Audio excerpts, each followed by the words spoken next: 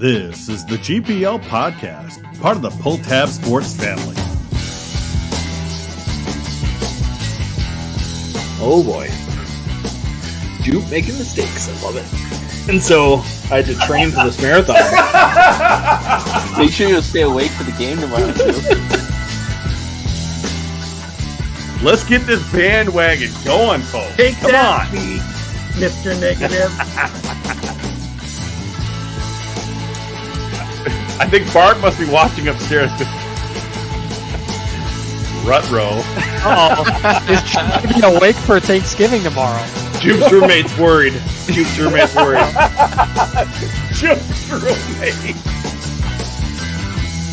Now, here's Jupiter and Vigo.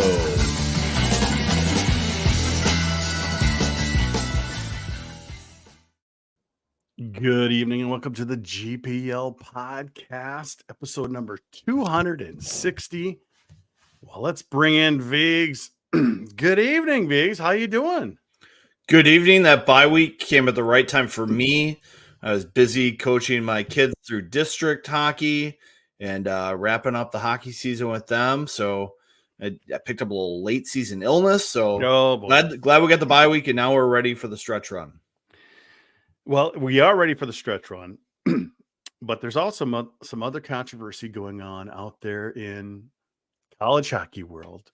Some people want the regionals to be changed. Other people don't want the regionals to be changed. So we thought we'd have a discussion tonight about it. What do you think, Viggs? I think it's great. Guys, we've got some great experts lined up here. Yeah. Okay, let's bring him in. Adam Wodon and Brad Schlossman. Brad, how you doing? You just made it just in time. That's right. Thanks for holding up for a few minutes waiting for me.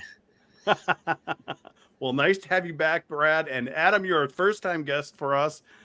Welcome to the show. Thanks for having me. I had to be here to defend myself after the last month or so. Well, I got to see your background. I'm going to bring him up here. Oh, yeah. His background is, I hate your sports team. So you must just hate everybody, right? You know, all the teams. The thing is, I feel like I love everybody, but, you know, I'm a lover, not a fighter. It's everyone else who thinks I hate them. So I figured I'd help them out a little bit.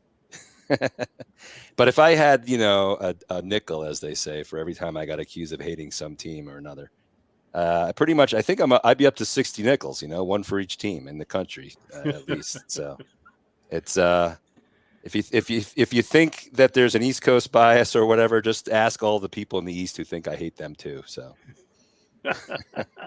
Have you been accused of hating Stonehill yet? You know, we did we did rip them a little bit last year. That's right. What was that was about their No, well, was it them that we were criticizing? Well, first of all, last year their coach, I had the hardest time getting a hold of them.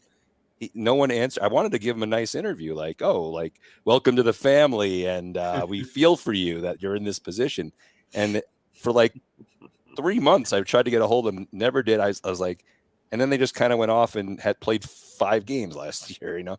And I was like, what are they even doing? Like, so. Yeah, I think they did hate me a little bit, but I actually had a good chat. He was on, David Borges was on our podcast just before this season. He finally decided that it was okay to talk now that he had a full D1 schedule. So, was it easier to make him team of the week before they'd played any games yet?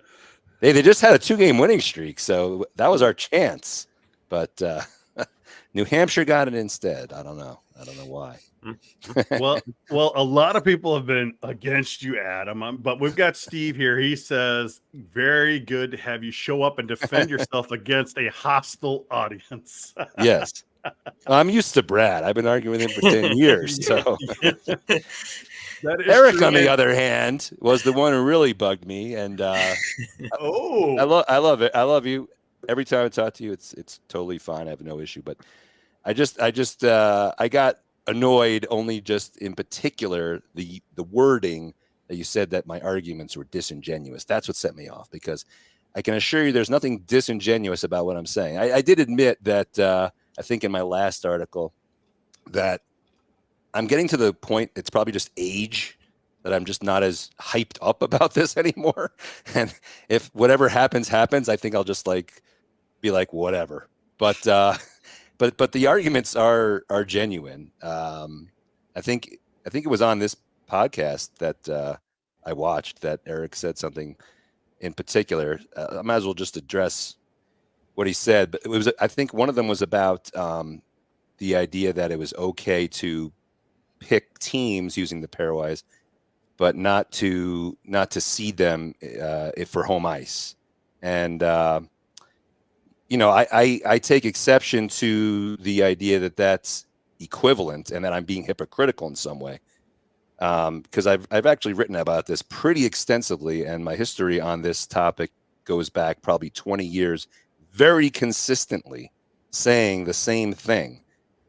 Even as this tournament has been neutral site, I've said over and over again that the pairwise is not perfect enough to use the seedings 1 through 16 so religiously. Even in terms of banding the teams that they do, I've always said, what is the difference between 12 and 13?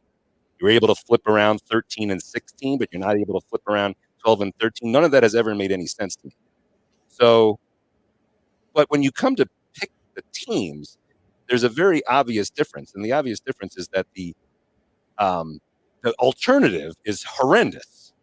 The alternative is being in a smoke-filled room like we had during the pandemic year, when you had coaches politicking and lobbying and sending literature to committee members trying to get in like they were politicking for the Heisman Trophy. It was so unseemly and ridiculous.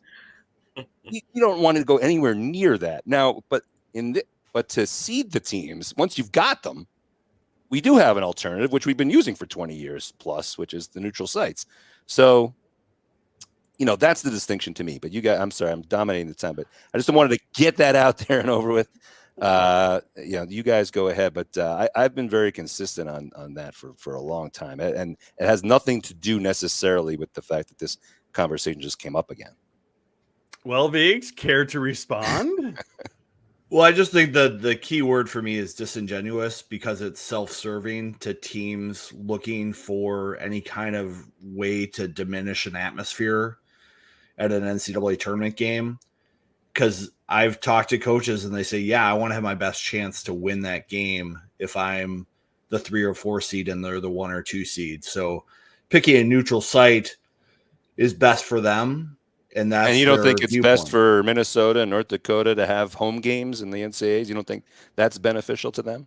Well, I think right now, if Minnesota finishes 9th and Maine finishes 8th, under this format, Minnesota would have to travel out to Maine and play an NCAA tournament game in front of a rowdy crowd. And I think everybody would look forward to that kind of atmosphere. And I think it's what's best for college hockey. So when I say disingenuous, I mean, it's not best for college hockey to go down that path, and to say that neutral sites are a priority for the NCAA, I just don't think is a fact. I don't see it in the rule book. I don't see it in the regional guidance. I don't see it in anything they've put out. And in all the other sports, pretty much, neutrality of site isn't a priority. Well, I mean, we're looking at football. Yeah. They're going to have home sites for those first round games. That's not really well, and that is true, but what you just said about it not being in the rule book. I mean, I honestly don't know what's written down anywhere now, but I've had NCAA people tell me that the bent of the NCAA as an institution is to go towards neutral sites when possible. Now, in most of the sports, it's not possible because it would just be a waste of time. But it is considered to be the way that why else would the basketball tournament be that way if that wasn't the natural inclination? And why do people get up in arms when if Duke plays a game in Raleigh, they consider that because that is the approach. And when I was around back when this all went this way, and back in the 90s when the NCAA was pushing to go that way because they thought hockey was ready for it. So those arguments, that's the only thing I take exception to, the fact that the arguments are disingenuous, because you could flip that around any which way. You could poll all the coaches. I hate to make this an East-West thing, I really do, but talk to all the coaches around. Now, a lot of them are coming around. A lot of them don't mind necessarily going to the home ice situation. But numerous people I've talked to say that this is all just a way for the bigger schools to get their home games and make it more advantageous to them. So they feel just as strongly that way as you do, that they're making an argument, that the neutral site is more beneficial to them for their team. They think that Minnesota, North Dakota, Michigan, all them are trying to game the system for them. That's what they believe. They don't think that's not a disingenuous argument. They really believe that. Yeah. Well, before we turn it over to Brad, I just want to say in his article, he said like there's 30 plus teams who would have hosted a game in the last 10 years. Brad? But I think he's right. Like that is what coaches legitimately feel. Now we can argue that we don't think that is true, but I think there are coaches who legitimately think that is their feeling, that this is a way of gaming it for the big schools. Now I think you and I would disagree with that, Vigo. And coming from, I cover North Dakota. I think what's an advantage to North Dakota is that they can bid in Fargo every single year and play a home game every single year that they want to. How many times have they bid in Fargo and not gotten that regional? So I think the current setup is actually better for North Dakota. And I think what could have happened last year that would have, I think, maybe accelerated some change is UND was very, very close to sneaking into the tournament last year as a 4 seed. They're going to overtime against St. Cloud State. And if they get that overtime goal, they're playing CC in the NCHC title game, a team they hadn't lost to in 15 games, I believe, something like that. And if they're home as a 4 seed and Quinnipiac has to go to Fargo to play a team that snuck in, I know exactly what we're going to hear from Quinnipiac. And I would agree with them that that's not fair. And we've seen some of those situations. I've brought exactly the ones because I bring them up every time. Miami going to play Providence in Providence, New Hampshire in New Hampshire, situations like that. And I just, yeah. So my point of view isn't that I think this is great for North Dakota. I think I'm trying to look at it at what's best for the sport. And I think having really great crowds is my number one thing. And I also seem to side that, hey, at least the home teams were higher in the pairwise, and they weren't just a team that North Dakota threw money at it 3 years ago, and so they get to host. But that's And you know what, because David Carl asked me on our podcast, he's like, well, if you want to keep the system, then what, you're concerned that the math is not perfect enough to give, an 8 team a home game over a 9 team, then what's the better math? And my answer was, well, there is no better math. I mean, that's the problem. Like you've maximized the math at this point. So I just, that's my concern with all that. But I also want to make it clear though, like what you just said, like I completely agree that it would be brutal for North Dakota as a 4 seed to have that pseudo home game. And for the Providence 2015 example, Nate Lehman gets mad at me every time I bring it up, but I mean, it's just the most obvious example. There are other ones. I wrote about it that year. I mean, that's 9 years ago that was a terrible decision. So I agree that those are all terrible. I just feel like we could fix that and not throw out the neutral site stuff. I just think that the neutral site is kind of an oxymoron because we're worried about attendance when we put together every regional. That's always one of the concerns that people in the bracketology look at. They think, okay, we have to put UMass because they're a host. Providence is not the host, but they're close and they would help the gate. Or North Dakota, they're not the host in Sioux Falls, but they're close. This year, we might have 3 number 1 seeds out east. One of them's going to have to go west. I think if you start rewarding teams who are in the top half of the 16 with that home game, you eliminate all those questions, and it's just finding a better way to seed the teams then. Because I agree that maybe the pairwise isn't great because of the number of games that are played, the difficult schedules that teams put together. You've got like ASU that played all these home games against nobody. Penn State was a team for a long time that bought their wins essentially, and so they penalized home games in the calculations. So there are problems there, but I think the benefits of having these exciting first round games outweigh all those problems that you're trying to Well, solve. yeah, and again, I'm agreeing with you that those things are not good as far as lower seeds getting de facto home games. I don't believe that should happen. I yell at the committee every year when they do stupid stuff like that. So I'm with you on that. I just don't think the game is big enough to overcome that and just kind of play wherever and still have good crowds. Well, I mean, like basketball, because basketball is $1 billion TV contract.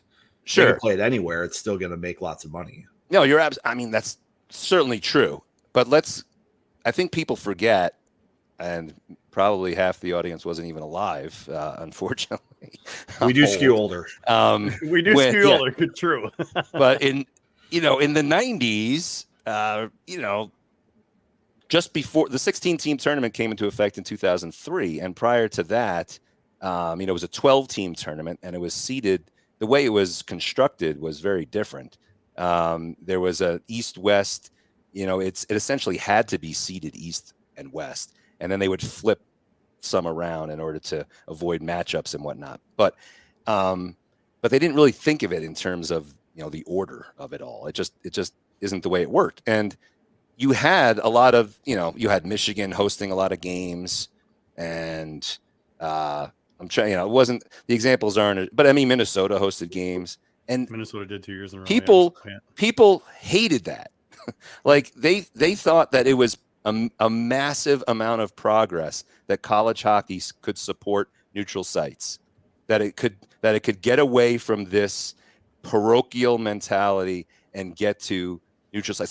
So when everyone says grow the game, I'm not really arguing that. Like I said, I'm not as strenuous against it. Like if it went back to campus sites, I don't think I would, I wouldn't lose my mind at this point.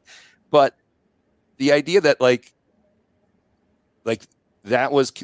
that's growing the game, like I think it forgets that it was considered growing the game to go to neutral sites in the first place. And like I said, that is the bent of the NCAA when it's supportable. So it feels like for the old people like me, it feels like it's going backwards. And that might be the case. Like I could totally see how that. I wasn't around back then, but I could totally see how that would be the thought process. Mine now, 15 years later, is I didn't think it worked. I think they tried it. If the buildings were full, I wouldn't be saying a word right now. Right.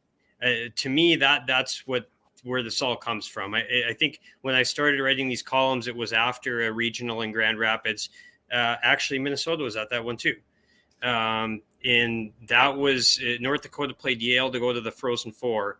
And that was the smallest crowd that had seen a North Dakota team play a game in 7.5 years. And I was like, okay, this is the biggest game of the year, and it's the smallest crowd. And then I saw other instances of that. And I just think in our current setup, we are always teetering with that. And we've flirted or we've tried, the committee has really tried, I think, to make the current system work. What can they do? Can they have single session tickets? Can they lower ticket prices? Can they, try to set up better regionals? They've tried, I think, but I don't think they have. That's the problem. I mean, they definitely have done some of those things. I've seen single session tickets for the first day of regionals, which I know that wasn't the case 10 years ago. But you're also playing regionals at 2 p.m. on a Thursday. They are now. They are doing that. Thanks to ESPN and whatever. And the coaches wanting to go to split days. But and I saw, the picture of the Harvard Mankato game that I covered in Albany. Yeah. And that was one of those afternoon Thursday games. My question is, if that's 7 p.m. Friday, does it look a lot better? I don't know. And probably not. The one thing I had some fans reach out to me and say, hey, I was at the BU Cornell game. That was awesome. Great atmosphere. It was, right? Yeah. But what if Denver and Western win those games in the first round? And you have Denver and Western playing to go to the Frozen Four in New Hampshire? Nobody's going to be there. And we're always flirting with that every year, where we look at the regional and we hold our breath. And if the wrong teams win, we're going to have bad regional finals. And that's where my argument comes from. It's more that than even some of the fairness things. Yeah. But I do think there is a fairness aspect to rewarding teams to host, which is, but for me, it's just, I think we could see some unreal atmospheres. And on top of that, the Minnesota guys could talk about the Big Ten tournament, which decided to go back to home sites, and the atmospheres that Mariucci's had the last two Big Ten championships. Well, let's talk about that for a second, because first of all, I am hopefully nothing I say disagrees with the idea that they would overall be better atmospheres. I mean, I think you'd be ridiculous and disingenuous, Eric, to suggest that they're not overall better atmospheres if you went home. It's just that, to me, there's other issues involved. Like you just said about, the conference tournaments. It goes back to what I said before about the math. I mean, when a conference has I know that if they're not all balanced schedules, but closer than nationally. So when you're going by league standings to select your higher seeds, it's a very obvious choice. When you're using the pairwise to select higher seeds, that is a very flawed method, in my opinion. So, I've had some coaches, not all of them, say that, they'd rather go play if they're the 10 seed and they're playing the 7 seed, they'd rather do that and go to the hostile building in Michigan or somewhere than play in front of 2,000 people. And so if they feel that way, then, God bless them. They're not exactly math whizzes either, the coaches, but but now we're going to have kind of an opposite problem this year, because some genius thought Maryland Heights, Missouri was going to be a great location for a regional. It's basically Bloomington Ice Garden, Braemar, just 2,500 seats. Yeah, that's now the opposite, Adam. What I know, that could be a nightmare if they put Minnesota goes there, or Michigan, or Boston University. One of those Eastern schools got to the West somewhere. What are they going to do? I was thinking, well, the example I've been using is Wisconsin, because Wisconsin was lining up to go there at one point. But well, they don't travel. I'm not worried about that. Right. I'm talking to the wrong audience. Wow. Yeah. So, but Eric, there was one other, I'm trying to think, there was one other thing you said that now I'm trying to remember what it was. It had something to do with dumping tickets at a spike. Can you remember what you said about that? Because I got a reply to that. Oh, North Dakota fans, I think you said that. Yeah. What was the context of it? I can see a situation where if North Dakota was the regional host and North Dakota got sent out to Worcester. Oh yeah, because I suggested that they could do that. Yeah. Yeah. Because if you're going to not reward teams to play at a regional that they bid on, and then they get kicked out because they're a 3 or 4 seed, I think that just ruins the regional, and you're going to have bad attendance issues there. And you might have a fan base like North Dakota that doesn't want to sell their tickets to Minnesota fans. Okay, so I'm glad you said that. So this is what I want to reply to, because the word disingenuous might have been in there too. But we just had this scenario last year. I spent way more time than I should have on Twitter arguing with Gopher fans who said, we don't want to be in Fargo if we're the number 1 seed. We want to go to Allentown because the Sioux fans are going to not dump their tickets and we're not going to be able to go. And that place was packed with Gopher fans. So that argument is North Dakota wasn't in the tournament, though.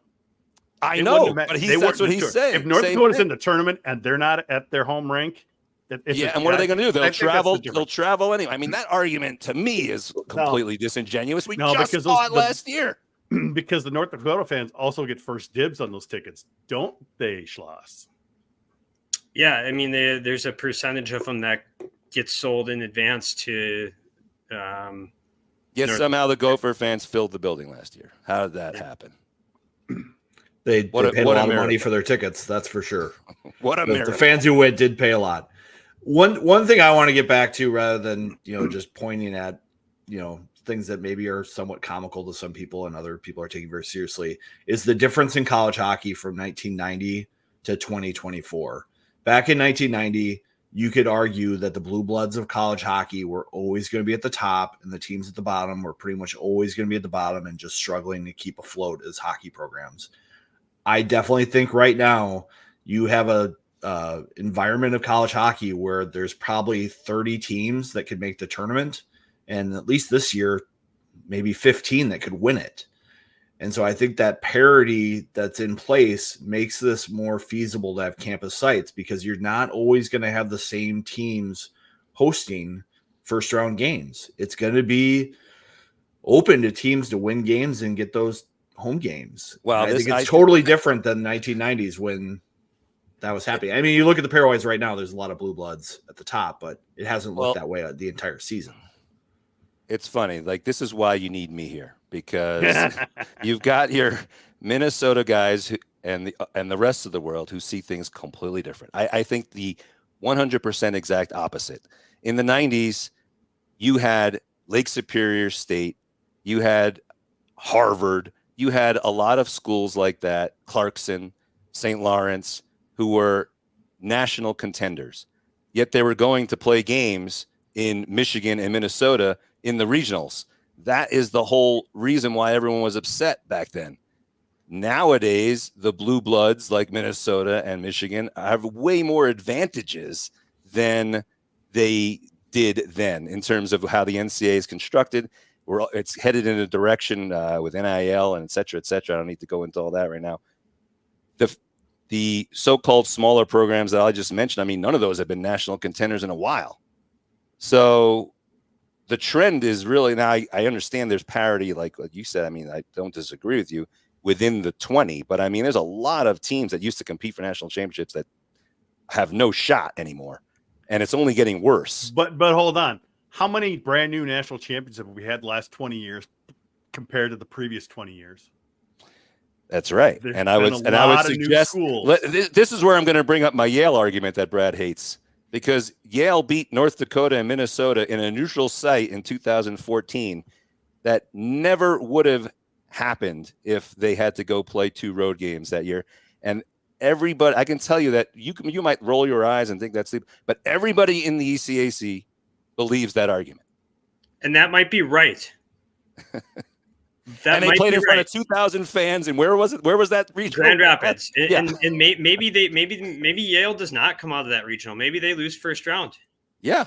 Well, and I don't know if that is something you're going to say that's not a bad thing, but these guys just argued that it's good that we had new blood winning the championship. But that's precisely the reason why we did. But your argument was that all these other schools were not national powers anymore. But still, back then, the big blue bloods are still winning.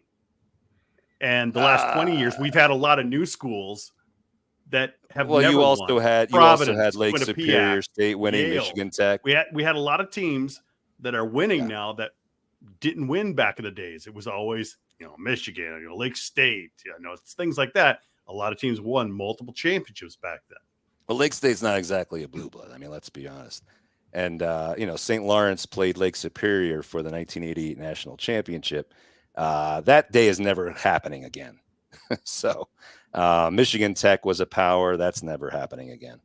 Well, I mean, it would have been better for Minnesota State to finish, as a number 1 seed and get home games during their run on their Hastings.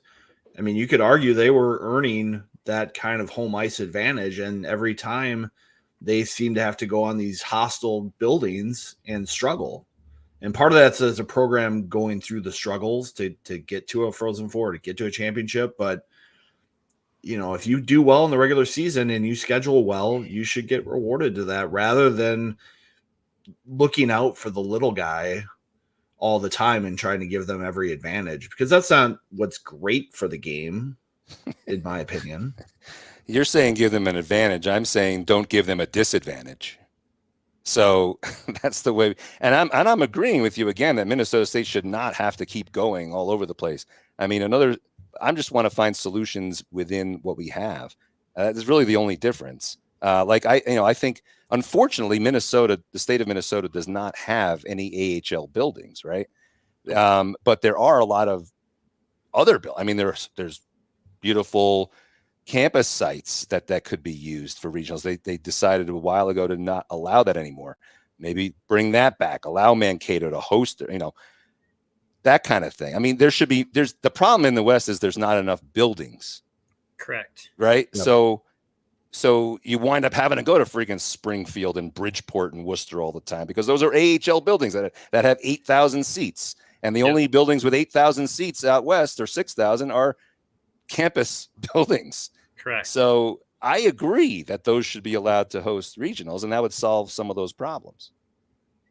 But if they're hosting the regionals, why not just? I mean, now you're getting back to North Dakota bidding on the Ralph and hosting at the Ralph when they're a 3 and 4 seed. Yeah, well, no, I do not want that to happen either. That's what would happen. The thing. Yeah. Well, no, I'm not in my world. Not if I was making the rules. So what is the solution then, guys? Viggs, do you have any ideas? What is a possible solution, or will it actually be forgotten about again this spring when the coaches get together? I worry that the major junior discussion is going to overwhelm the discussions in Naples. But I do think, using what Brad proposed in his article at the start of the year that kicked all this off and getting guys like Adam to figure out how to seed these teams is going to be important, because I think it is going to be what's best for college hockey is to find a way to make these games more attractive.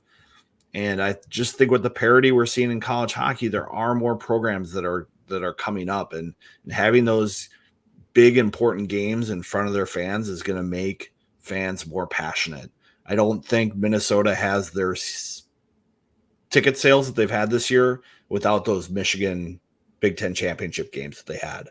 Like, those are memories that fans have made that have carried over, and especially with the student body, they have those memories, and it's made them better fans. What about you, Brad? What's the solution, Brad? Or is there a solution? Yeah, I mean, mine is to have the top 8 host in the first round, reseed, use the off week, kind of exactly what David Carl has been saying too. And so you have a home team all the way till the Frozen Four. I think that ensures great attendance. I think, some people have brought up the 4-1 seeds hosting regionals kind of in the current format. I don't think that solves the problem. I think then you have a number 2, number 3 matchup where nobody's going to be there. And if the number 1 seed loses in the first round, you have another problem with the regional final. So I don't think that the number 1 seed hosting 4 teams really solves the issue to me. Yeah, I think we're going to see the same problematic issues that we see now. The one that I see is having the top 8 host, then the top 4, and then going into the Frozen Four. Also, I would say I want to see it happen. I want to see them try it. If they try it and there are some unintended consequences and things that happen that I didn't think about and it doesn't work, I will be the first to say, you know what, they tried it. They did it for 4 years. I was wrong. I will say that because I'm trying to think of what is best for college hockey. That's it. But I think if they did that, what would happen is what you see in the Big Ten and CCHA with the home playoffs, and nobody would want to go back. They'd say, this is great. And also for everyone who assumes that the home teams are going to win every game, it was Michigan who won both of them, right? If I remember right. So it's going to happen. Road teams are going to win. But anyways, so the idea of, we kind of agree that I don't think having the idea of the top 4 seeds hosting regionals is kind of similar to what I'm saying about, taking the current system and twisting it around so that like a 4 seed can't be a host and like get them out of there, right? Or like I just said, like Minnesota State just hosts the regional in advance, but so it's kind of similar in that regard. And you were kind of saying, well, why not just have them host in the first place? So in that sense, that feels like I agree that it wouldn't solve the atmosphere issue because of what you said. That 2-3 game is still going to be bad, and the 4-3 regional finalists still going to be bad. So I agree with that, but it feels like also sort of a compromise in that it solves some of the inequities that currently exist without creating new ones. But I agree that it wouldn't solve the atmosphere issue. So if you wanted a middle ground, I feel like that's a good middle ground. I do. Hard to make brackets. That's a very good point, actually. Yeah, Brever always coming through there. We definitely can't do the home seed thing. Sorry, I meant you meant bracket it, right? I meant as far as the seeds would still move up with hosting. The better advancing seed hosts is right. That was sorry about that. That's I worded that terribly. That's why we ask. Yeah. So, but like I said, so that's maybe a compromise. But if we wanted to go full out, I thought in your article, Brad, did you write that you wanted it to be best of 3 though? I couldn't remember. I did write that in 2012. Okay. I think the first time I did that, I wrote that was my idea. Based on what the general consensus is no on that, and that'd be fine with me just to do a single game.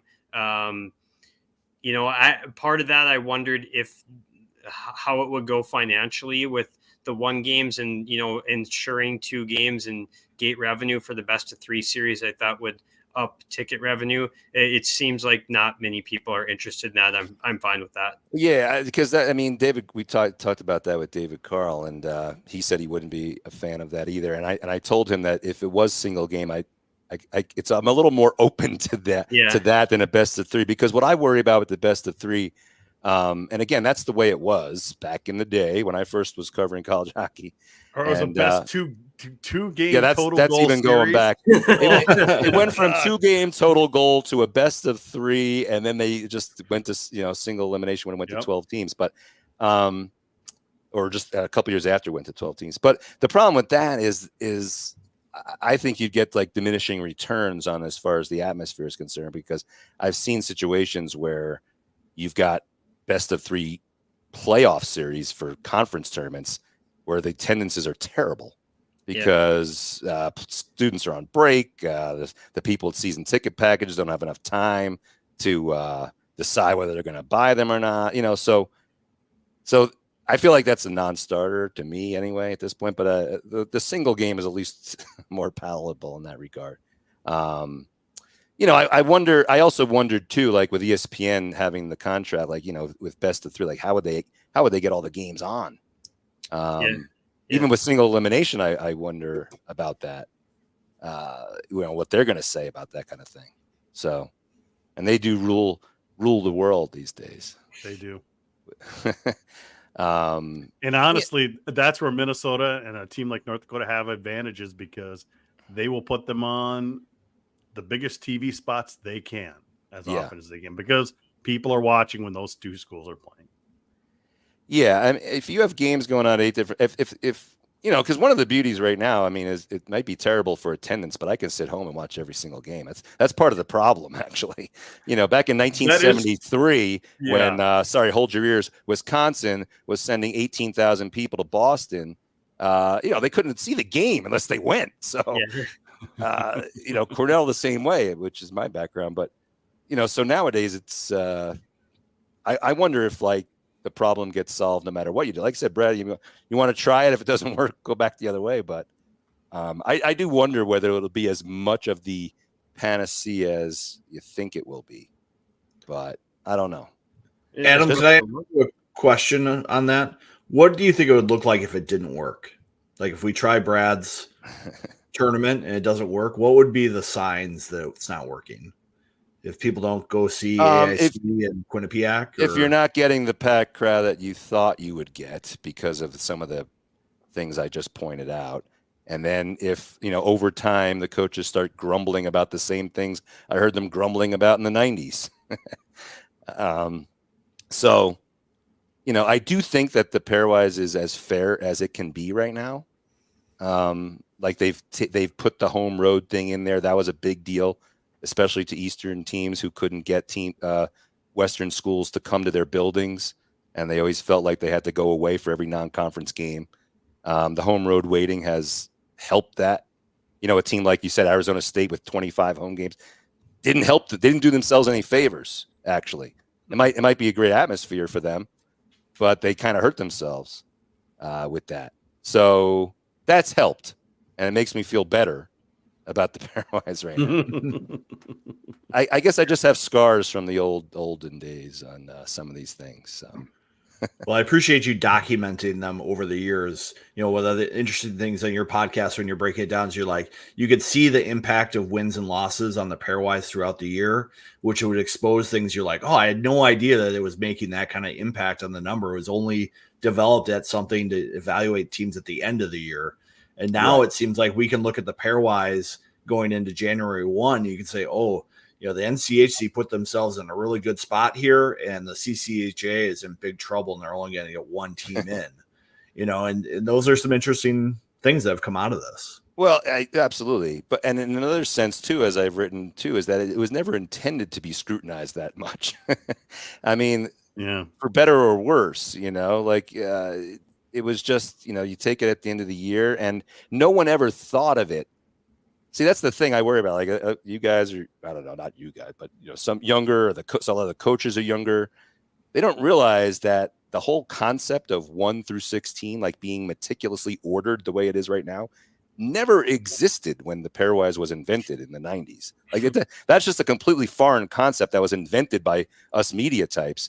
And after about 5 or 6 years of it being published on the internet, which was a newfangled thing at the time, Jack McDonald, who was a committee member for Quinnipiac, the AD at the time when it went to 16 teams, said, well, why don't we just use 1 through 16 as our seeding? That was completely foreign to us in 2003. I remember clear as a bell coming out. I actually did the selection show for ESPN that year, which I was thrilled to get that opportunity. And I remember when I got the bracket sort of in advance, right? You get it like 3 hours in advance that morning. We got it at ESPN, right? I remember sitting there going, what the hell did the committee just do? It made no sense compared to and then when it clicked in, they just went 1 through 16 and serpentine the thing. Holy cow. That was never the intention. So the fact that we're here now with that and taking that as gospel is just another thing. I guess maybe that's why I'm resisting. So I'm trying to psychoanalyze myself to be maybe I should just back off, right, and stop arguing with Brad so much, and just sort of accept all this. But I just remember all this stuff from back then. It never was meant to be that way. So I don't know. Are you going to get Eric Martinson to maybe push this topic in Florida this year, Schloss? Yeah, that's not his realm, I don't think. He's just strictly rules? on the rules committee. So Okay. if you want to talk to him about video reviews or anything like that, Eric Martinson's the guy. But this will be the D1 committee that would ultimately decide it. And the way it traditionally works is they need a majority on board. A former committee member told me that would technically mean 4 of 6. He said, really, if it's 4 of 6, it's you want 5, or you probably want all 6, but at least 5 to make this push go forward. And we know that they take the words of the coaches very strongly. As and they should. They are going to listen to what all these conferences, the coaches, the commissioners, the ADs feel, and get the feel from them. And when I started writing these columns 10 years ago, it was a very big minority of people that agreed with me and that wanted the change. I feel it. I know for sure it has grown. There are definitely more people that want it now. I don't know where that number is, though. And that's what we'll find out in Florida. Are we talking, 90% of college hockey has come around to this. Are we talking 60? Are we talking 40? I honestly, I've kicked some tires on it, and I still don't have like a great grasp of where everyone falls in this. And if it's 40% support, it's not going to happen. If there's 90, my gut feeling is that you're over 50% at this point. And I only say that because I'm not going to say I talked to a lot, but I talked to probably like 5 coaches from the Atlantic hockey. And I don't think it's a big deal if I say who they were, but I don't want to say just in case, but ECAC CJ was one of them. Right. I mean, he said it on your podcast. So that's right. He did say it on my podcast. Yeah. So there you go. From Sacred Heart and former Yale assistant coach. So I talked to probably, like in the aftermath of the David Carl conversation, I talked to probably 5 coaches from those 2 leagues. And those were traditionally the ones who just were like, no freaking way. And all 5 said they would be okay with it. And maybe one was like on the fence, like I can go either way. So just like, if you're like at 4.5 out of 5, just from that group, I think you're in good shape. Yeah. So it'll be interesting. There you go. Well, it's definitely a great discussion, and I really appreciate you both coming on to talk about it. I know, Adam, I heard you on Beyond the Pond here in the cities on the radio a couple weeks ago. It was nice to hear you there. Schloss, I think you've been on with them talking about it as well. And it's a great topic, and I'm glad we got some chance to get to it today. And I just hope that, like I said, the keep the discussion going. That's what Viggs and I have been talking about all season. Just keep the discussion going, and we'll see what happens. Obviously, we want to see it, but I look forward to another March filled with attacks from North Dakota, Minnesota fans in my timeline. And what would the world be without that? that 2% of the world just gets amplified on there, and you just gotta have thick skin and stay out of the mud unless you want to get a little dirty. You know what? As I always say, in all seriousness, I said this to you guys kind of off the air, and I've said this to Brad many times. I've never met in person a Minnesota or North Dakota or Michigan or any fan that I did not like and get along with. It's the internet that fosters this nonsense. That is true. And 2, like, there are just as many knucklehead Harvard fans. It's just that Harvard has 10 fans. So if like 2% of their crowd are knuckleheads, I never hear from them. If 1% of North Dakota's fan base is knuckleheads, unfortunately, that's like a few thousand people. So that's the difference. But it's generally speaking, I mean, you could say it's probably about politics too, or whatever. It's you can't judge by what's online. It's hockey world's a beautiful place. So I try not to take any of these arguments too seriously. Sometimes someone will say like, "Oh, you argued with me like 3 years ago," and said, "I'm like, I don't even remember." Like, it was. I probably did not think of it as seriously as it sounded like I was taking it. Like even today, you can probably, I don't know. Everything's with like a little bit of tongue in cheek on all of this. So don't take it too personal. I'm glad we had you on, Adam, and hopefully we can get you on again sometime. And Schloss, we definitely going to be on and get you on again sometime. But I don't think our teams are playing until next year, unless there's some not next year playoffs. That's what I meant. It's like another whole season in between. It's going to be a year and a half. Yeah, but as long as we can have some beers in Grand Forks again, that's right. We'll take. Are you already ruling out meeting in St. Paul this year? That's different. That could happen. But that could definitely happen. But thanks both of you for coming on. You're great sports talking about this, and we'll catch up with you guys next time. It was good to see you guys. Thanks a lot. See you guys. Be good. Jake Middleton here, Director of Hair and Hygiene for the Minnesota Wild. How did I get this important role with the team, you ask? I'd like to think it was because of hard work, but the truth is, I run hot. Yep, I'm a sweater. In my role as Director of Hair and Hygiene, I'm sort of like a player coach. Let me pull out the grease board here. Well, it's not actually a grease board, because there is nothing dirty about Duke Cannon. How do I help the guys stay squeaky clean? Helpful reminders. It's simple. Tarps off, Duke Cannon on. Say it with me. Tarps off, Duke Cannon on. Tarps off, Duke Cannon on. Pick the scent that suits you. Sawtooth. Thick body wash. Extra thick. And my favorite, Midnight Swim. Tarps off, Duke Cannon on. Duke Cannon. Work harder, smell better. All right, we thank Duke Cannon for being one of the GPL podcast sponsors, but also Cub Foods, Vigs. Cub Foods. We love Cub. They're all aboard the Pull Tab Sports Wagon. They sponsor the Wild on 7th Pod, sponsor Twins Homer Hankies. They're on PJ Flex headset, and they're one of us, and they support the GPL podcast too. So visit your local Cub. They're all over for your food and beverage needs. You want to pick up, you want a delivery, you want to go in and get some beers, pale ales, THC. They got you covered. Lots of locations around, and they support everyone around us. So we love them.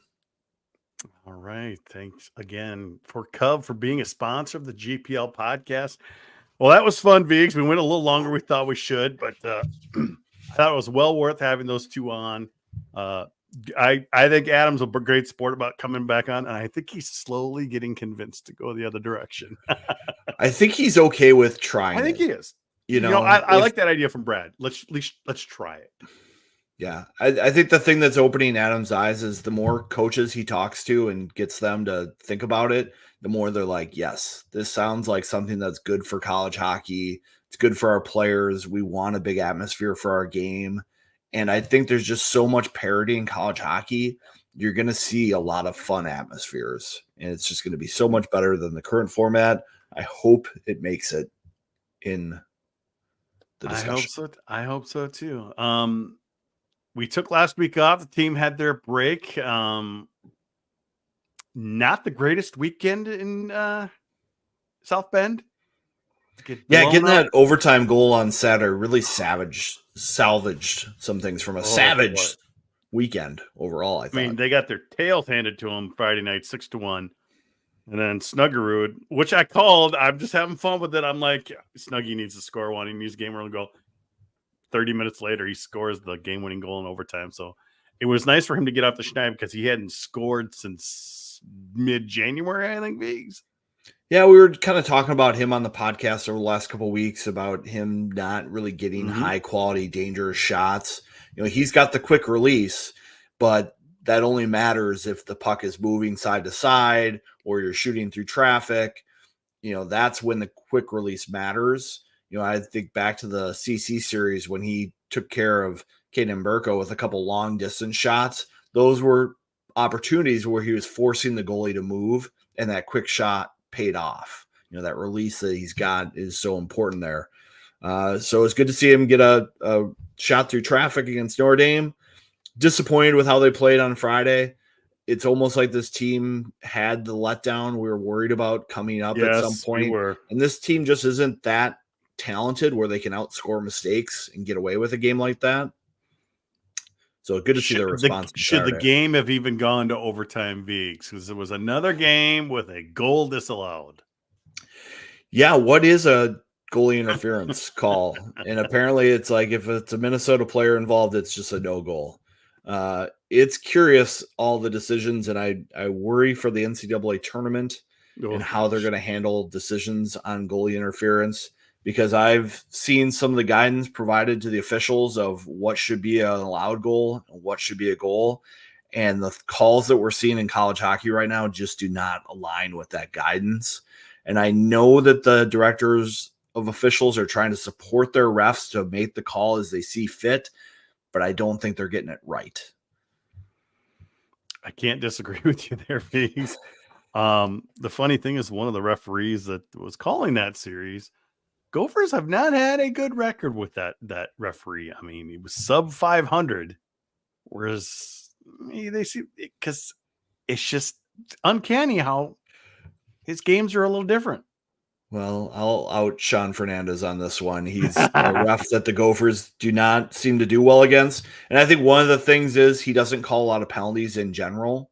So when he's refereeing a game, they're going to let players get away with a lot of things. And it just doesn't align with how the Gophers are playing this year. They need to get those calls and go on the power play and get those special teams goals. They don't play through that contact quite as well as Cooley and Nyes did last year, and Faber and Lacombe and Johnson. So I think it makes a bigger impact on Minnesota this year than it maybe would have in the past. And they're just going to have to bring their big boy Breezers to the rink if they see him on the lineup sheet. And like Steve says here in the chat, I told one of the parents Saturday, enjoy the 4-1 overtime victory. Because I know Steve was at South Bend with a bunch of other GPLers for the series. So it's frustrating, Viggs. It's so frustrating. Well, it's frustrating because it doesn't seem consistent. So, it seems like anytime there's any kind of fringe contact or screening interference or going through the crease or they get tripped up by the opponent, it doesn't go their way regardless of the timeline. And I know that it doesn't require a penalty to be called for it to allow the interference with the goalie. It doesn't have to be a cross check that's called, that will allow a goal. So we'll see what happens. I think the guidance is clearer than it should be, but the calls on the ice are not. All right. Well, kind of a shortened show here, so we need to get in a couple more advertisements while we're here. And, of course, we need to talk about Will Anderson Insurance, Viggs. Yeah, close your eyes. Think of your insurance agent, someone you used to know decades ago, friend of a friend. Now ask yourself, what has your insurance person done for you lately? Are they saving your money? Will they answer your call? Well, reach out to our sponsor, Will Anderson Insurance. He'll insure you the same as his own family, and he'll explain it to you so it makes sense. Maybe more sense than goaltender interference. And while we can't promise he'll save you money, let's just say you should sure get a quote. Call 612-361-7283 or visit willandersonagency.com. Former Gopher, too. So, former Gopher, hockey guy. No balls to drop there. And, of course, we can't forget about Yoakum Real Estate Group, the Twins, Viggs. Yeah, if you're in the market to buy or sell a house, 'tis the season. Super Bowl Sunday is the official trigger point to list your home or start looking. And I think I figured out why that is. It's because people no longer are tied to their TVs on the weekend. They want to go out and they want to shop homes. I think that's why it is. And if you're thinking of going into the market, don't roll the dice on your biggest asset. Think twice and contact the twins Sarah and Jody at Yoakum Real Estate. If they stand side by side, their wingspan is bigger than that other guy who buys too many billboards. Visit YoakumRealEstateGroup.com for more info. Oh, of course, we thank both Will Anderson Insurance and Yoakum Realty for sponsoring the GPL podcast. You make me giggle there, Viggs. Oh, okay. Michigan coming to town. They got a chance to get past Minnesota if they could sweep this weekend. Minnesota just needs one win, or they need 2 points to secure third place in the Big Ten. On top of that, you've got Wisconsin hosting Michigan State. Michigan State is up by a couple points. So that makes a fun series. And then down at the bottom, you even have Ohio State and Penn State. They can't change anything, but it still makes an interesting series. Only Notre Dame is kind of stuck where they're at, Viggs. Mm-hmm. Yeah, Ohio State. What happened to them? They beat Michigan State. They beat Wisconsin. All of a sudden, they look like world beaters out there. They got defensemen getting away with murder on the ice. Okay, maybe not murder, but high contact. Spearing, all kinds of stuff over there. The Big Ten's shaping up to be a good race here at the end. There's going to be some drama. Anyone can beat anyone in the Big Ten. I think that's what makes the conference pretty good. You look at Penn State, Aiden Finks had a great year for them. He's a dangerous player. I don't know if they're as structured enough to really be a threat here down the stretch, but Ohio State, when they can beat Wisconsin and Michigan State, they're a dangerous team. So finishing as high as you can is important. I know you've looked into the tiebreakers that could come into play this weekend. It looks like those losses are what's going to separate Penn State and Ohio State exactly possibly. We had Cappy asking us some of these things this week on Twitter. He's like, why? This doesn't seem right. Well, so many of these league schedules show wins, losses, and ties, which don't mean anything when it comes to actual Big Ten standings. They kind of want to have the NCAA records in there or something like that.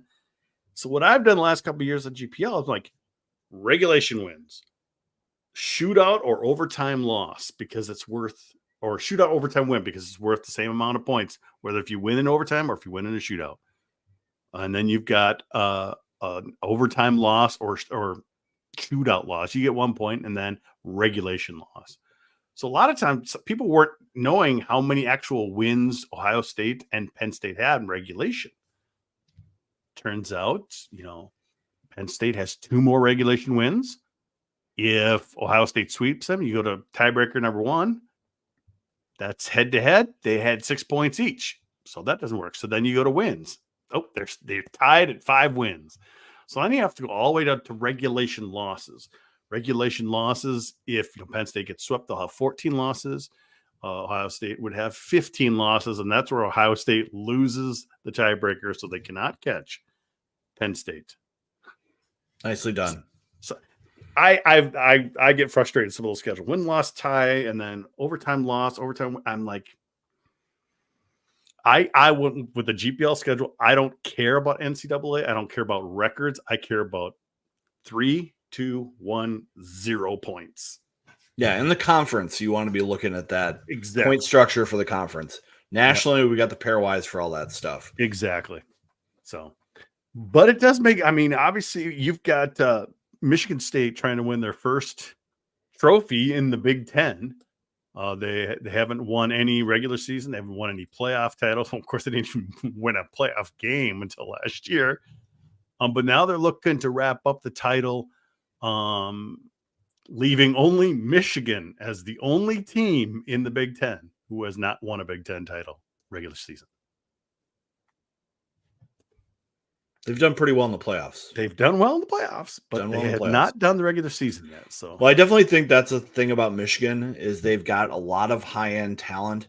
They just have not had a team or a structure that would allow them to be consistent over the entire season. So I think this weekend it's going to be exciting hockey. Michigan's a dangerous team, but they're inconsistent. And we'll see what Minnesota team we get showing up this weekend. Is it the team that has played pretty much every game except that Friday one at Notre Dame? Or do we see that Friday Notre Dame game team slip into things? And you could hear Bob being a little frustrated, I think, with the Nelson line. I think he got frustrated with more Snuggerud and Pitlick chasing offense. I think he got frustrated with Sam Renzel not back checking very well in those situations where he dives in the offensive zone, and all that stuff got cleaned up on Saturday. If Minnesota learns their lesson, which maybe came at a good time, this team could go on a run.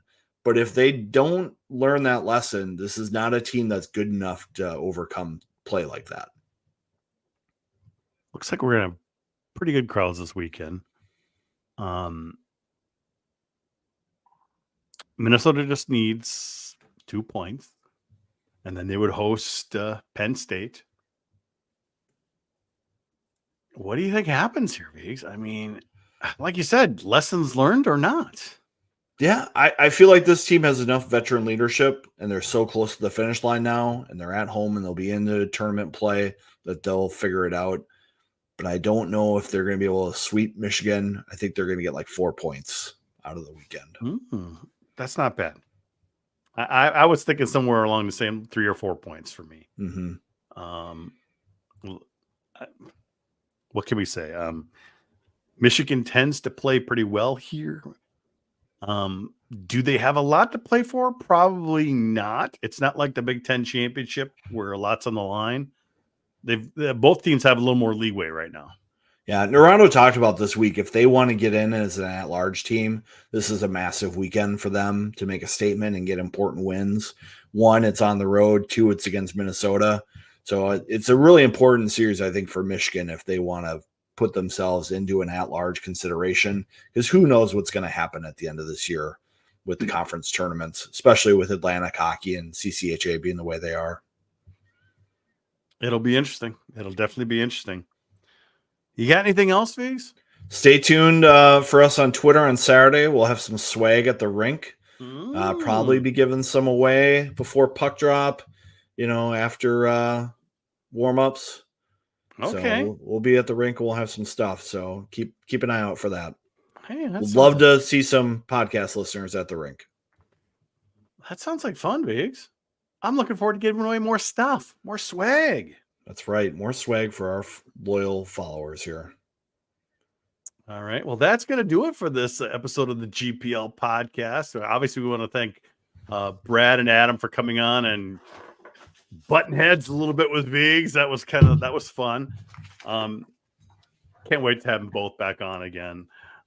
If for those of you watching live, stay tuned for some overtime. For the rest of you, we'll catch you next week on the GPL podcast.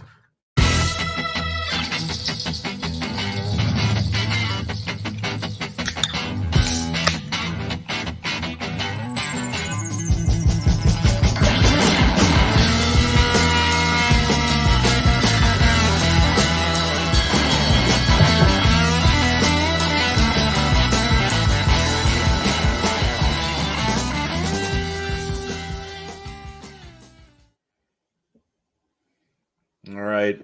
Well, I know we don't have Adam on, but I did get a Denver or a Colorado beer from Oscar Blues 1050 barrel age. This is called the Stovepipe.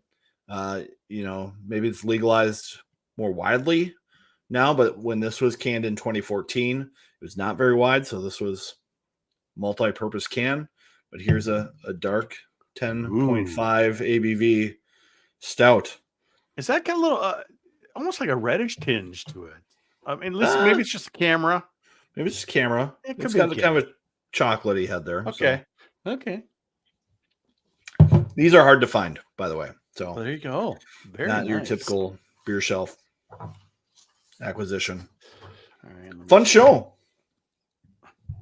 I thought it was fun. Yeah. I don't think he. I think you're being disingenuous, Biggs. I don't think he liked the disingenuous line. I'm not gonna lie. That was pretty evident that he didn't like that. But I still think it is a little bit of a disingenuous argument because it's not what's best for college hockey. It's what's best for only a couple teams. And I guess that's what I was getting at, is when that's your argument. But I do think Adam is starting to see that these coaches are kind of changing their tune on it. He talked to, like you said, he talked to like 5 coaches, and like 4 out of 5 or almost maybe 5 out of 5 that he talked to, even the small schools in the East, are starting to get on board. But what was your concern about the major junior talk? They got to make time for all of this. Yeah, it can be overwhelming, I think, with all the things they'll have to address. I don't think they can actually control the major junior situation very well. Mm-hmm. They can, have a gentleman's agreement not to do it, but I don't think that's going to fly. If you have all these 20-year-old players who've played 4 or 5 years of junior in Canada that want to come play in the NCAA, and you're Western Michigan and you want to compete, you're going to welcome those players onto your roster because it's going to make you a deeper, better team. And I think Brad Schlossman's idea that he posed, these number 1 and number 2 picks who are, at their 19 year, it's going to be a better development path for them to go to college and play a year or 2 than to play another year in the major junior, because that's turned into a 16, 17-year-old league. Whereas college hockey is like 22, 23 is your average age. Ooh, Brever's got a good one there. Consideration of major juniors, Canadians likely cannot get NIL dollars under current law. That is true.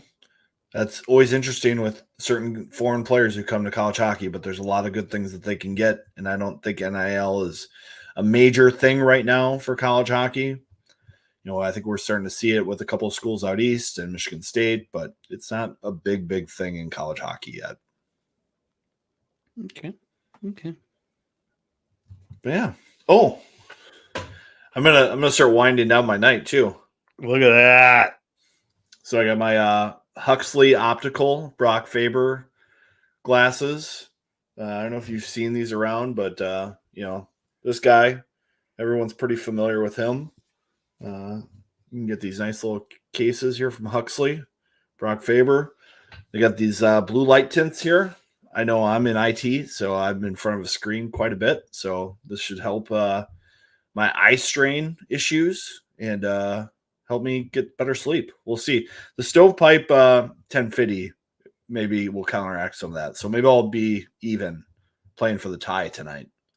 Can I get some regular prescription out in that? Yeah, you can get a regular prescription in these too. So they have 2 levels of wind down. They have one that's like this, and then they have a 2 that's more dark.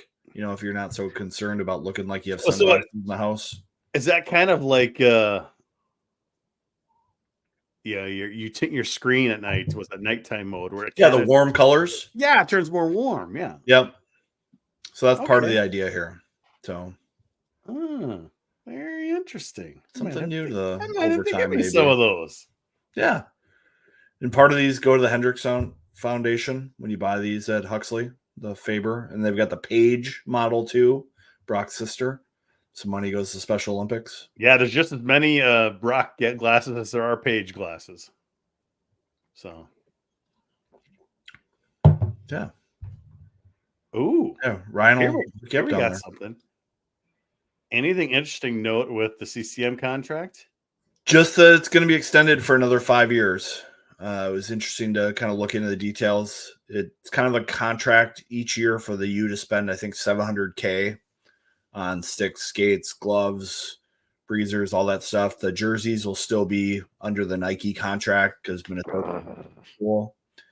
No one really does hockey jerseys great in college hockey except for North Dakota.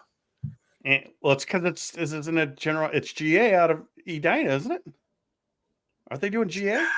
I'm not 100% sure. I just know that they're really on top of their branding because we saw some of their Unreal stuff too. Oh, we did. It's all branded. Oh, yeah. So at the U, everything's big because there's basketball and football. They're a major school. So they have these huge contracts with Nike and Fanatics that these other smaller schools don't have. Oh, Fanatics. So there's a lot of garbage that stuff is. Yeah. Gemini. Yep. Gemini in general. I meant to say Gemini, not general. So Greg even Gillette just tuned in. What's the best guess to where the Gophers will end up? What region? I think they're going out east, Viggs. It's too early to tell. The pairwise between 9 and 14 is super tight. And then I think between 2 and 8, it's pretty wide open too. So who's going to be the top, the 2 through 7 seed is way up in the air.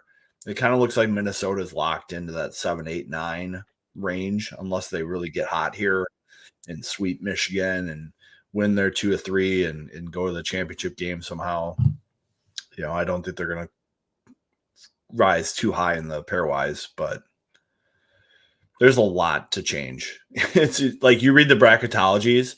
Like last week was a perfect, easy bracketology, and this week was disaster. Oh, you have all the situations Molesky was like, talking about. Molesky's like, this thing is terrible. Yeah. It's interesting. Been doing a lot of nerd work the last week, Viggs. Trying to build. Yeah, you doing some redesign work? Well, it's less redesign and more of theme design. Going to be implementing a new. Well, ended up accidentally activating a theme last week, and then all of a sudden, the whole homepage disappeared because of the way it's set up with widgets. I saw some of the. And then I'm like, oh, I'll just run for backup. I ran the backup. The whole entire message board gone. I'm like, what the hell kind of backup was that? So luckily I had a staging site, but it was a couple of days older and I could move that back over. So, but this week I'm being a little smarter now. I'm not doing anything on the live site. Right now I've got the new site. It looks a lot like it does message board wise, which I want to kind of keep anyway. Mm-hmm. But it's going to be more for like you and Chris who do the writing. I think nice. the article presentation is a lot better. How I team it up with other articles, things. It's just nice and clean and quicker. And the theme is just more up to date. I mean, there's just certain things that the other theme that I'm paying for just doesn't, they haven't updated it since 2021. And these were just little bugs that they're updating it for. So I'm like, let's go with something new. So I've been working on that and it's getting closer and closer. Hopefully people, I'll have to go in there. And once I go live, I'll have to update some pages and stuff like that. But we'll see how I feel about it. Yeah, I've been geeking out on my roster construction stuff for NCAA hockey. Did you know of the 1,706 players rostered in college hockey, 312 of them are transfers? Wow. That's like 20% of college hockey rosters are involving transfers. I knew it was high, but I didn't think it was that high. That's kind of crazy to me that 20% of rosters are transfers. Well, how much is that is going to stop, though? Is it going to cut in half? Cut by 2/3? Because a lot of these transfers, not all of them, are using their extra year of eligibility. Mm-hmm. And we know that this season seniors, so, Kester, Nevers, and Fish, those three are the only guys eligible to have an extra year next year. They are that's the last class. After that, there's no extra years. So is this going to wind down through college hockey? A lot less grad students. I mean, I look at Michigan's roster. 2 goalies are grad students, and their other goalie is a senior. Something's going to happen here. It's not going to be all. I don't think we're going to have 320 transfers anymore. Mm-hmm. I was just going to see if I could look up something quick, but I don't think it's going to happen. Mote, yes, to WordPress. The theme I'm using now is from 2018.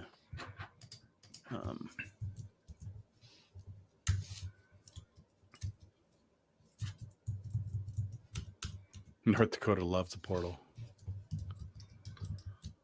St. Thomas, become a lead scorer, transfer to MD. Yeah. Transfer. Yeah.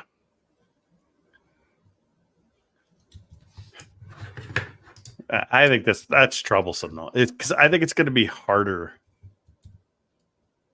Who knows? It's hard to say because I still think you're still messing up your recruits if you keep trying to bring guys in. But I definitely think you're going to have teams that have early departures. It makes a lot of sense to grab a junior or senior type player and add them to your lineup rather than pull somebody that's a year too early. I mean, we'll see. My count-if formula in Excel needs to get brushed up on here real quick. Oh, boy. Vig's doing nerd stuff, folks. Me love Excel. Real question is the future of NCAA in the view of a Power 4. What was they talking about? Football, where these conferences are going to get guaranteed teams in? Ooh, that would be scary. If the Power 4 split off, college hockey is in real trouble.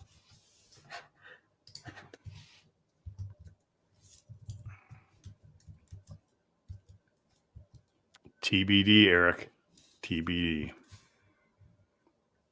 Well, I mean, football is already kind of split off already from all the other sports. Like all the rules that they make decisions on for football only impact football. A lot of times all the decisions they make for basketball only impact basketball. It's like every other sport gets looped into the other. So that's why you see like even women's basketball, softball, baseball, they're all kind of looped in with hockey for recruiting calendar types rules and recruiting rules. That's all non-men's basketball, football specific. So I'm not so concerned about like if the SEC and Big Ten just separate from everybody else. We'll see. It's interesting watching the college football playoff stuff get negotiated. Well, that's like what Notre I'm saying. Dame basically got exiled from qualifying. It was interesting. I looked back at the history of the men's basketball tournament, And it used to be you had to win your conference to get in. But there was 1 year where like one conference had like what was deemed the best 2 teams. So then they started saying the top 2 teams from certain conferences got in. And then they started saying the top 3. And then they started saying, okay, top 2 and then at larges. I mean, watching the expansion of the men's basketball tournament was interesting to read about. And by the way, they do that because of TV with the regionals, not because they're a neutral site. I don't think Adam watches OT, but he might be watching right now. maybe. You're watching right now, Adam. Come back on. Set the link. Same thing with you, Schloss. Okay, Come back. If you're watching, come back. Yeah, pop a beverage and hang out with us. I was glad that Adam came on, though. It's good. I'm glad to see him coming around. I would have liked to have a conversation about goaltender interference with everybody too. We were already like 50 minutes in. I'm like, I know. Oh, geez. I know. We needed the hard stop and do an ad read and then switch topics. Yeah. I mean, how many national topics could we have done? We could go for hours. We could, which is the beauty of the format we have. It's true. Have I missed anything in the comments we should be talking about here? I don't know. Brever's concerned about Title IX if the football does that stuff. Bob is definitely happier that they're going to keep playing here. Yeah. Now, if they were to lose a game at some point, he might not be, but he doesn't have to talk about that first round bye this year. So that's a benefit to growing his roster throughout the first half of the year. So I would argue that this team is nowhere where possible for end of the year if they don't develop Oliver Moore as a center. They don't give Rinzel like all the minutes they've given him. Even I think, Fish has gotten better and he's a reliable player this year. I know he's a target for some of the message board guys, but when he plays the right way, he's just fine.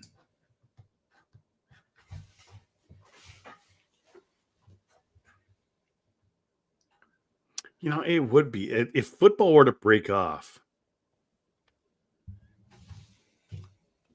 Does that help Minnesota football? I think it gets worse. I think they become like more of the bottom feeder in that thing. I don't know. I feel like Minnesota is definitely in a spot for football where they have a chance to be relevant, but I don't know if they ever will be. I mean, even when Iowa's had great teams, it's not like Iowa's playing for a national championship. It's like maybe the Iowa fans think they are, but you know what I mean, though? It's like they're not going to compete with the Alabama, Ohio States of the world very frequently. Even like Clemson barely can do that. If anything, what makes it better for teams like Minnesota is the portal, because the top teams don't have the depth that they used to have. Because you've got some of the guys at Alabama who are the number 2 and number 3 wide receivers leaving programs like that to be the number 1s at Tennessee and Florida State and places like that, or Colorado. So I think that stuff almost helps Minnesota because it makes the top teams not as dominant, if that makes any sense. So it brings them closer. So this coming season is the beginning of the craziness, isn't it? USC, UCLA, Washington, and Oregon. Mm-hmm. And then SEC is getting Texas and Oklahoma, I believe, as well. I think you're right. Sure. Yep. I mean, you think Texas and Oklahoma, obviously blue bloods of college football. USC and UCLA, not as much recent. Well, I guess USC had a good team for a little while this year, but UCLA is having as many issues with NIL as anybody. Yeah, like that's the reason why PJ Fleck was rumored as a candidate for that school, but was never going to happen. So what's the deal there with the NIL? They don't have donations to fund a strong NIL program. And they don't have the money coming into the athletic department to the department buy out a coach like PJ Fleck. Yeah. So Like they're having just as many problems as the rest of us. And I saw Kansas is now paying their head football coach $7 million a year. Kansas, how is that going to work? Does Kester and or Nevers come back for year 5? Makes a lot of sense to me. They're eligible to come back. I think Kester makes a lot of sense based on what I'm looking at for the pipeline for the Gopher defense. I do too. I'm not sure on Nevers yet. Yeah. Nevers will definitely have more pressure up front for competition, but never know. I think his brother is probably still 2 years away. Yeah. Jackson Nevers, who's up for Mr. Hockey. And their team made it tonight. Took out Izetta, looks like. Poor Pat O'Leary's team. Yeah, I had a friend who was texting me throughout the game saying, these refs want to see Edina win. Of course they do. Is this Wayzata fan? Yes. Yeah. We always do. We want to see a couple relatives play for Wayzata. Is he like a Bruce Siskey kind of perspective on the team? I don't. Have you heard of Bruce's perspective on UMD season? I have not. I haven't. That would require me to pay attention though. A lot of times all I've heard is that fault. UMD stinks this year. Yeah, it's the refs' fault apparently. So, yeah. Yeah. What about Bardo? Oh man, I feel bad for him. Aries gonna be the guy. I think so. Like Ari got brought into play. Bardo got sent to go play. Yeah, he's big. I thought he looked fine in the appearances he's made this year. I think he's got the right head on him for a goalie. Like he's confident and seems to shake things off and doesn't figure this stuff out. But Bardo is struggling this year. You know, he got dropped from his USHL team back to the NHL. He's not had a great couple starts there either. Not great teams in front of him for either of those leagues, but goalies need to play well. Yeah. Either way. And I'm not watching a lot of Flow Hockey TV these days. Maybe I will in the next month now that my youth hockey coaching is done for the year. But they're going to need another goalie. So if it's not going to be Bardo, maybe it's the portal. Bob has always said they're probably going to get into the portal again here. I think he was insinuating this offseason they're going to have some spots. And so I think that's the other part of the pipeline with D. You might not bring in a recruit because you're anticipating bringing somebody in the portal.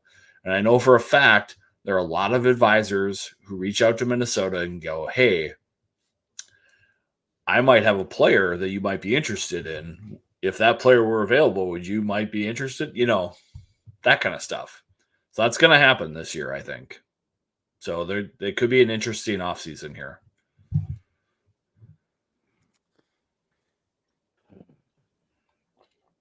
Like seeing Beckett Hendrickson get acquired by somebody in the USHL Clark Cup hunt. He got moved to I saw that Dubuque as they make their push. Yeah. Yep. So that's good. I think he's having a good year. Again, right decision by a player to go from the development program to a USHL season where you can be a top 6 player and then get acquired at like a trade deadline to be an impact player. That's a good experience for a player to go through. And I think we have a lot of these development kids who sometimes get to the end of the year. But how is it with his education? Isn't that got to be tough? I think it's tough. I'm keeping up with books, and all of a sudden now you're moving and you're going to another club, and that's so. He's been around so many different places. That's got to be tough. Yeah, but the kids these days, after COVID, they're all used to that remote schooling stuff. So he'll survive, I bet. Okay. I don't think it's the ideal thing for college sports, but it's where we're headed. So got to embrace it. Adapt or die, as Sarah Torrey told me last week. Yeah, it's going to be interesting. But I think a guy like Whipple, who's with the development team, it'd be really good for him to go to the USHL and play a year. I don't know if he's got the stomach for that or if the team that drafts him will want that to happen, but it's not an awful path. You just got to have the self confidence to take that path. We'll see.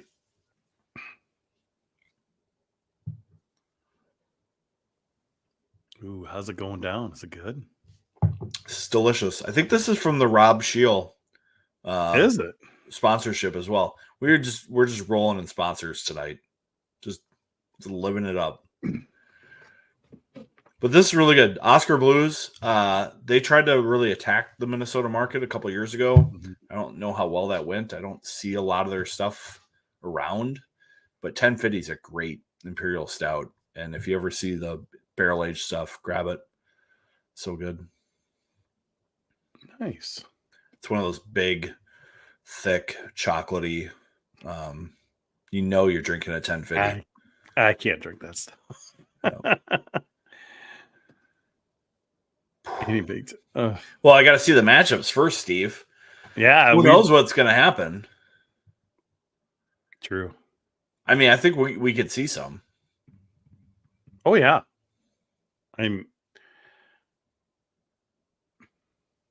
Yeah, that's just who knows where things go. I mean, Wisconsin could sweep this weekend and take, and take over the title, and Minnesota. We could end up in Michigan State next, a couple of weeks if they take care of business. It's a lot of interesting things could happen, and I like Minnesota's chances at any of these places, but I almost feel better. I floated this on GPL. I was like, okay, Michigan State wins the title. Everyone wins straight up over the first weekend. Michigan goes into Michigan State, beats them in the one game. Minnesota goes into Madison, beats them, and we get a third Big Ten championship at Mariucci against Michigan. Could easily see that scenario playing out. Just especially the way Michigan State and Wisconsin played down the stretch here. Yeah, a little questionable. I've had my question marks on them all year. Like, I'm surprised that they're 10, 12 points ahead of Minnesota going into this last weekend, but I think that just also speaks to how Minnesota was growing the first half of the year and gave away so many points. That is true. They gave away a point last weekend. They gave away a lot of points last week. Gave away a lot of points, 4 points away, right? So, but that's a growing experience. They played pretty well the second half. But yeah, just to reiterate Ryan's point here, like, that's totally the situation. I think Bob is also very adamant with defensemen that they need to have that experience of juniors before they can come play college. I think, you learn the lessons when you bring somebody in too early and you just go, not worth it. Don't care how good you are, especially if they're a player that's concerned about rushing. They might want to leave early anyway. That doesn't really help a program. You want guys who are at least going to come for a couple of years. The Logan Cooley experience was fun to watch, but that's not the ideal scenario for a college program, to have guys like that in and out.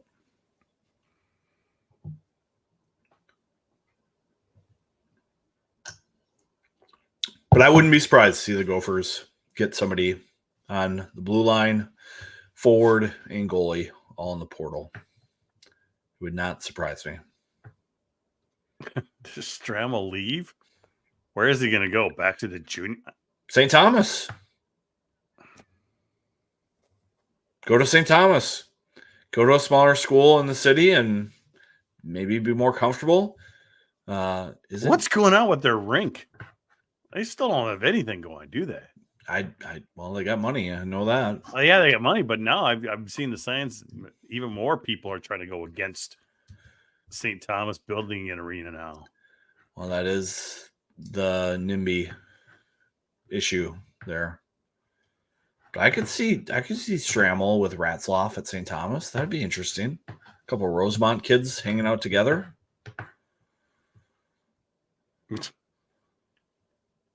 I wonder if he's got something in on that.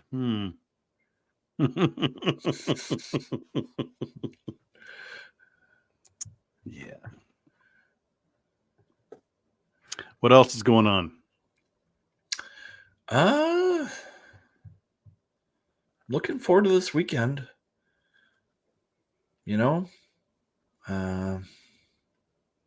Michigan's always fun to watch.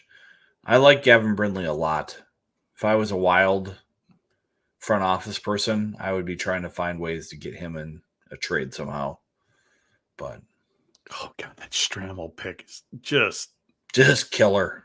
Oh right? Man, what were they thinking? Big center. You can talk yourself into things that you need. Did they watch him play last year? Size isn't everything. I remember we were talking to Tom Oleski about Stramel, and I was like making some sort of big rig, physical forward kind of joke. And he kind of looked at me and went, not this kid. Does not play that way. And that's always a concerning sign. Because with hockey development, if you're a big player who can outskate everybody, at some point that starts not to mean much. You have to have a hockey IQ to make plays. And you see this all the time when players get to a level where everybody's the same speed and size and compete level. You have to find a way to differentiate yourself. And you'd rather have that player go through that struggle along their development path than in college. Because when you're an 18 or 19-year-old and you've never dealt with that, now you're playing against 24, 25-year-olds, there is nowhere to go for your confidence. Because like at a place like Wisconsin, Hastings isn't going to play him.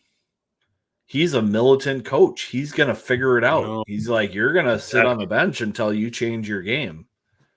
Mm-hmm. And if the kid doesn't get that, it's not going to work. So it's a tough environment. That's why it's always good for that kid to play that one more year junior if you're not sure. It's a good thing I'm not a diehard Wild guy. I mean, that was stupid. Wild are fun. It's pro hockey. It's fun to see Faber play so well. Oh, that's the whole thing. I watch for Faber now. Yeah. This guy. It's very nice. Can you see that on there? I don't know if it's quite focusing. Yeah. Hold on a second. Get the signature on there. Well, there's the signature. I can see that on the far side. Yeah. So. Yeah. Look at that. Brock Faber. So. Kind of fun. So popular they sold out of the black ones. So they have to restock those. I might have to get some and get some sunglasses too. I'll be in touch with you. Let me know. Yep. Because I got to get an eye appointment soon. The 2-year checkup and probably tweak things, and it'll be a perfect time to get a new set of spectacles. Yep, I'll let you know this weekend. I still keep reading. I still have the reading glasses though. I don't have reading glasses. I don't need those. So when I wear my contacts, I need my reading glasses because my contacts, I have to go way too far away to see stuff. You might have to talk to Ryan one-on-one. I might not be able to solve this for you. So, but when I wear my glasses, I can read at a normal distance. It's literally there's this range, but glasses are great. So I need to wear glasses more often. Yeah, the other thing I wanted to talk about in our overtime is Snuggie wearing a wrist brace this week. Interesting. Mm-hmm. Like a slash or injury? I Practice? noticed in the Notre Dame game on Friday, it looked like he got taken in the M boards kind of hard. Mm-hmm. I wonder if he sprained something there. Obviously, didn't impact him on the overtime goal, but the overtime goal wasn't a rip. skilled shot. It was a shot. He literally turned and he did it so fast. It wasn't a hard shot, but he did it right between the legs. He was screened. He was surprised. I think that's why he scored there because, like you said, goalie wasn't prepared. Mm-hmm. But it wasn't a big, upper corner shot. It was like he did this literally that turning shot. It was so quick, not like his typical goals. Yeah, a lot of the fancy stats say it's helpful to do that if you want to score goals. Because if the goalie can see it, 97% chance a goalie at your level is going to make that save. Mm-hmm. And by the way, I loved Abby Murphy's empty net goal when she did the slapper. I was just like, that is a hockey nut. She gets it. She gets it. She gets it. And she got hit. And she wanted to get hit too. I think she did. Like, yeah. she's like, all right. Too bad she kind of fell down right after it too. She's like, yeah, I did that. What are you going to do about it? I loved it. I thought it was great. So we need more of that in hockey. Oh, boy. I don't think it's bad for the game at all. I thought it was great. Who's going to stop Ohio State and Wisconsin on the women's side? I don't see any. I don't Nobody. know. Yeah. I don't think anyone's close right now. That's a parity issue in college hockey. Yeah. We'll see. She's a shit disturber. Love it. It's great. I love it too. I think it's good for the game. I love the PWHL stuff that's going on. I just wish Minnesota had a mascot. Wish more people showed up at Mariucci the other night. Yeah, that was not great. Did you hear what they did with their playoffs? No. You can pick the team you play in the bracket if you're the one seed. Really? Yeah, if you're the one seed, you can pick who you play. I think that's awesome. I love that stuff. And then at the end of the season, once the playoff or something, or once you can't make the playoff anymore, then you start earning pick points to the number one pick. So it's like the anti-tank rule. Mm. So it's not just like the worst team picks first. It's kind of you gotta finish the year strong to get the number one pick. I like that stuff. So good for sports, I think. Trying something different. Hey, and like Brad said, if it doesn't work, if we don't like it, we can change. What a weird idea. So it's this year and next year at least, right? It would be, or is it we still out further? I think it's just 2 years of stuff that's set.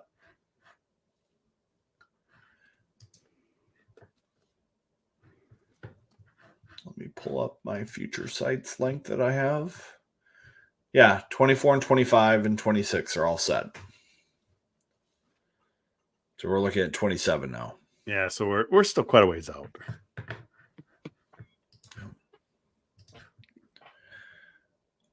I thought the fight was a ridiculous thing for college hockey. I often talk about the high hits as this is amateur hockey, and we're trying to defend these kids from themselves. If you're getting paid and you've chosen to be playing in the ECHL where stuff like that is happening, I guess that's fine. You've crossed that line, but just for college hockey, that's stuff that shouldn't fly, and the suspensions should be maybe 20, 30 game bans for players like this who do stuff like this, because it's just not part of the game. I think it opens the door if that's something that doesn't get that kind of punishment that impacts everything else. So I feel like it's pretty clear. It's not ugly. It's stupid. It's stupid. Well, yeah, kids are stupid too. So yeah. And I heard some guys on a show podcast talking about it, and they're like, it exposed that the penalty box off-ice officials need to be reminded of their duties to prevent that from happening. It shouldn't be that easy for them to just step out of the box and have that kind of fight. There should be somebody saying, hey, you're staying in here. Or your officials go, hey, right to the locker room. I think that happened in an NHL game the other day where they're just going 210, 210, 210, 210 for all these guys. Yeah, but an attendant in a penalty box can't do that. No, but they can stand in front of the door and say, you're not getting out of here. I see what you're trying to do. You're not getting out of here. But when that penalty box attendant is a 19-year-old girl who's part of the booster club, no, she's going to have a hard time stopping this 24-year-old who's playing their last 2-3 weekends of college hockey and doesn't care. And now he's done. Yeah. And Powers came out and said, this is something that's not acceptable in college hockey. So he did come out and say that. He suspended his player from team activities until the end of the year. So we'll see.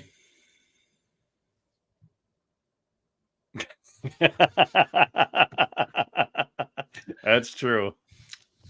Making me laugh, Ryan. Make me laugh. That's just Sean Fernandez. Well, what was happening though? Because I saw the referee try to stop it. Where were the other refs? Where were they were dealing with other problems? Like it was just like the end of a game where just like every whistle had stuff.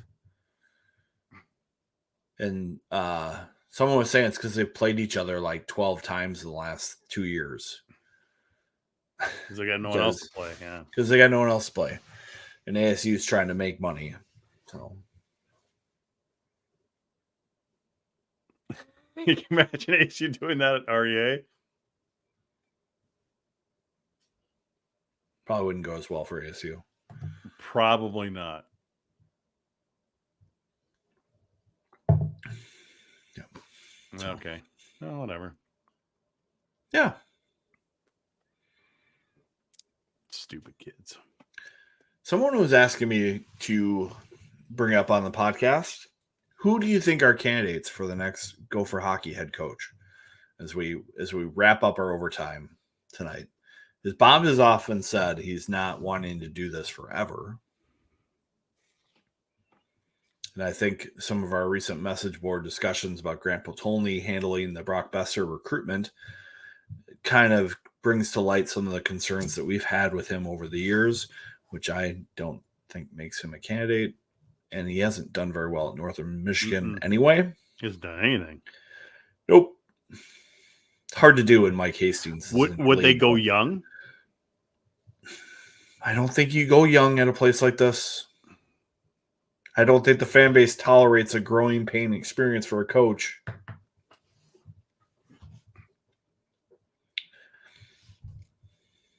I don't know. I don't have anything. Makes me think Steve Miller would be at the top of the Rolodex for Mark Coyle. He might be, but he's not exactly young. He's not going to be something like somebody for the next 15 years. That's what I'm saying. They might want somebody who's maybe in their 40s, not in their 60s. But I think he would jump at the chance to be at the helm of Minnesota for 5 to 10 years.